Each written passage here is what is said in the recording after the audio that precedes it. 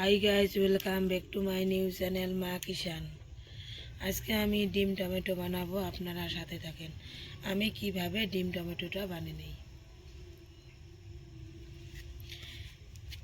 এখানে 6টা ডিম নিয়েছি, 3টে টমেটো কুচি নিয়েছি, পেঁয়াজ কুচি নিয়েছি, ধনিয়া কুচি নিয়েছি। আমার চুলাটা আগে ধরানো ছিল, আমি এখন কড়াইটা বসিয়ে দেবো।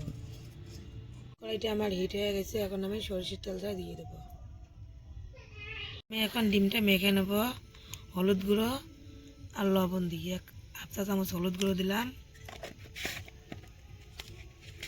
আমি স্বাদ মতন লবণ দিলাম। আমি ডিমটা মেখে নেব ভালো করে। আমার তেলটা হেঁটে গেছে, আমি মাখানো ডিমটা ছেড়ে দেবো।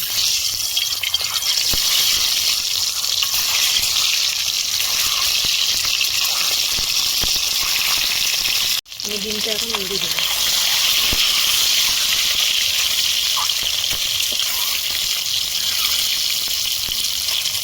আমার ডিমটা ভাজানো হয়ে গেছে, এখন আমি নামিয়ে নেব।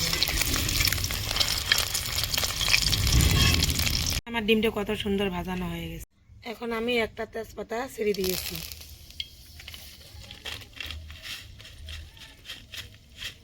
আমি সামান্য পাঁচফোড়ন দেব, আমি নেড়ে দেবো। কুচিটা দেবো।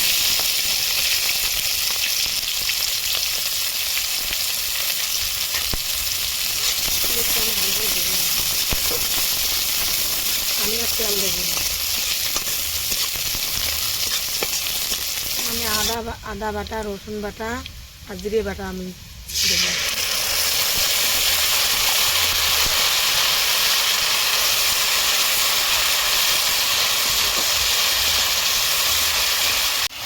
আমি একটা চামচ হলুদ গুঁড়ো দেবো, লঙ্কা গুঁড়ো একটা চামচ দেবো, আমি জিরে গুঁড়ো একটা চামচ দেবো।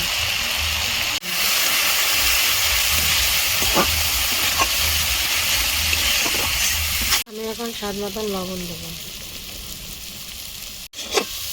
ভালো করে নেড়ে দেবো। আমার মশলাটা ভালো করে ভেজে নিতে হবে। আমার মশলাটা ভাজানো হয়ে গেছে, এখন আমি টমেটোটা দেবো, আমি নেড়ে দেবো।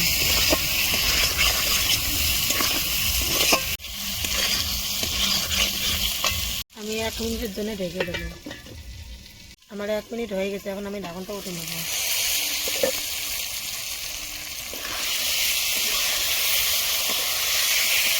আমার টমেটোটা হাত সিদ্ধ হয়েছে। এখন ভেজে রাখা ডিমটা দিয়ে দেবো।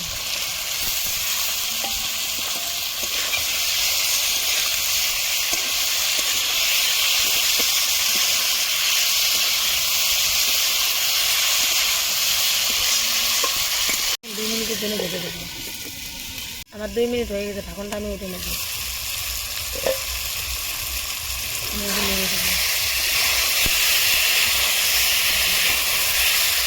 এখন আমি গরম পানি দেবো, সামান্য বেশি আমি পানি দেবো।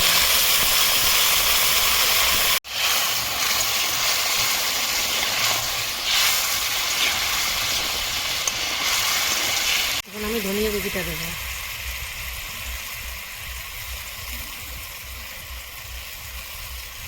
আমি এখন 3 মিনিটের জন্য ঢেকে দেবো। আমার 3 মিনিট হয়ে গেছে, এখন আমি ঢাকনটা উঠে নেব। আমি নাড়িয়ে দেবো। আমার 3 মিনিট হয়ে গেছে, এখন আমি ঢাকনটা উঠে নেব। আমি নাড়িয়ে দেবো।